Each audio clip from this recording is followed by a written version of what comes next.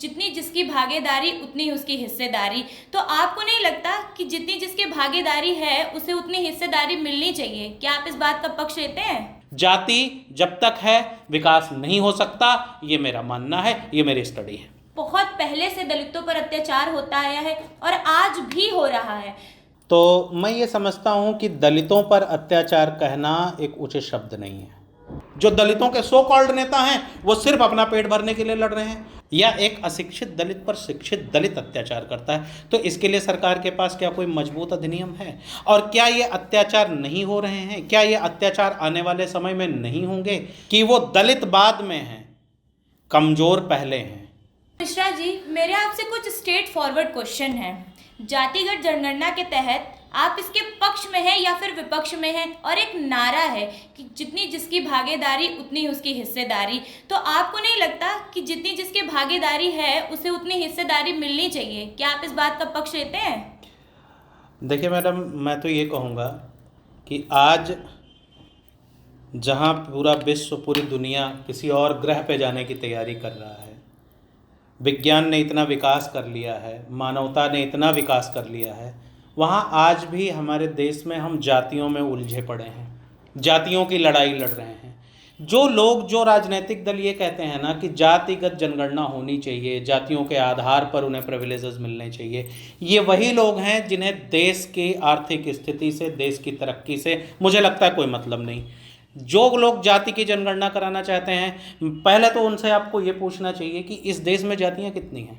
25,000 से ज़्यादा जातियां हैं, और जब तक आप उनकी जनगणना कराएंगे और जब तक वो सबमिट होगा, पता लगेगा एक दो जातियां और बढ़ चुकी हैं। ऐसी स्थिति में मुझे नहीं लगता कि जातिगत जनगणना की कोई विशेष आवश्यकता है। दूसरी बात, मान लीजिए किसी भी स्टेट में या किसी भी जगह किसी एक विशेष जाति को पूरी आपने प्रिविलेज दे दी। मान लेते हैं कि कोई एक ऐसा स्टेट है जिसमें खाली दलित ही दलित हैं और सारी प्रिविलेज आपने दलितों को दे दी, उदाहरण के लिए मान लेते हैं, तो क्या होगा?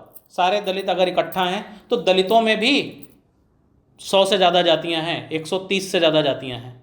फिर दलित जाति कहेगा कि भाई हमारे बीच में जो जातियां उनकी जातिगत जनगणना कराइए और उसके आधार पर हमको प्रिविलेज दीजिए। देखिए, जाति का कॉन्सेप्ट 3000 साल से ज़्यादा पुराना है, इतनी आसानी से नहीं मिटेगा।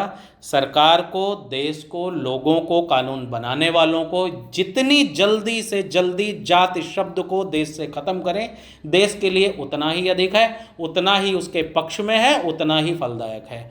जाति जब तक है विकास नहीं हो सकता, ये मेरा मानना है, ये मेरी स्टडी है। तो क्या मिश्रा जी, आपको ऐसा नहीं लगता है कि बहुत पहले से दलितों पर अत्याचार होता आया है और आज भी हो रहा है? तो क्या सरकार इसमें कौन सी ऐसी नीति ला रही है जिससे दलितों का उद्धार हो सके? देखिए, सरकार की नीतियां क्या हैं, कैसी हैं, ये तो मैं बहुत नहीं क्लियर कर सकता क्या हो रहा है। लेकिन जो दलितों पे अत्याचार की बात हर लोग कहते हैं, मैं नहीं मानता कि किसी जाति विशेष पर कभी भी अत्याचार हुआ है।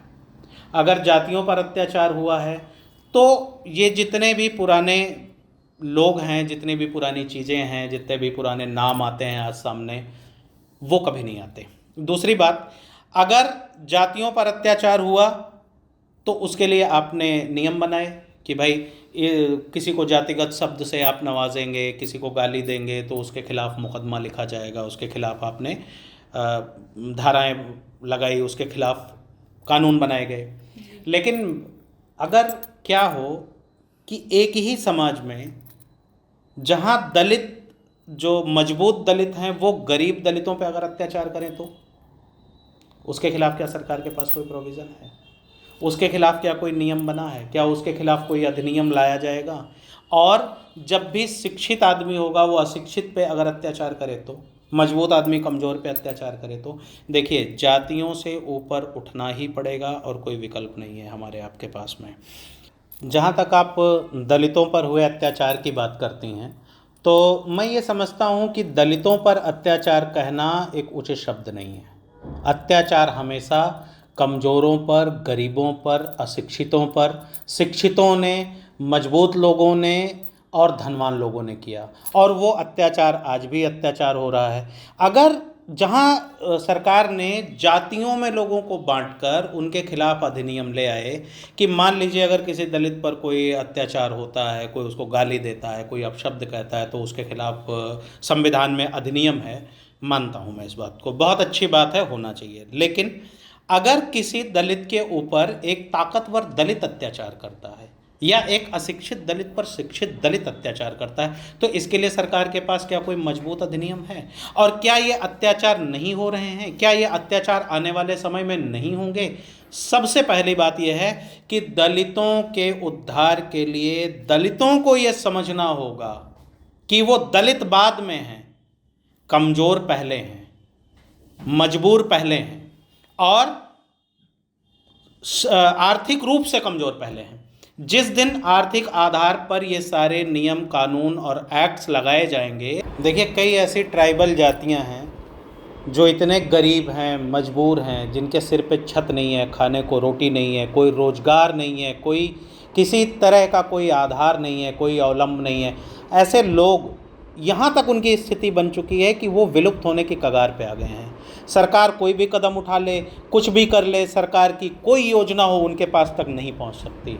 कारण क्या है? मान लीजिए सरकार ने, एक उदाहरण के तौर पे मान लेते हैं कि 1 लाख सरकारी नौकरियां दलितों के लिए आती हैं, जिसमें मेरे पास में डेटा है, आप भी उस पर रिसर्च करिएगा, आपको डेटा मिलेगा। 1 लाख नौकरियों के लिए 77 लाख दलितों के ऐसे फॉर्म आते हैं जिन्हें नौकरी की ज़रूरत नहीं है, जो धनी दलित हैं, जिनको इस बात से कोई फ़र्क नहीं पड़ता कि उन्हें नौकरी मिलती है या नहीं मिलती। अगर ये आरक्षण जातिगत आधार पर ना हो करके आर्थिक आधार पर होता, तो आज ये जो जातियां वेंटिलेटर पर पड़ी हैं, इनमें हर साल 1 लाख लोगों को उबारा जा सकता था।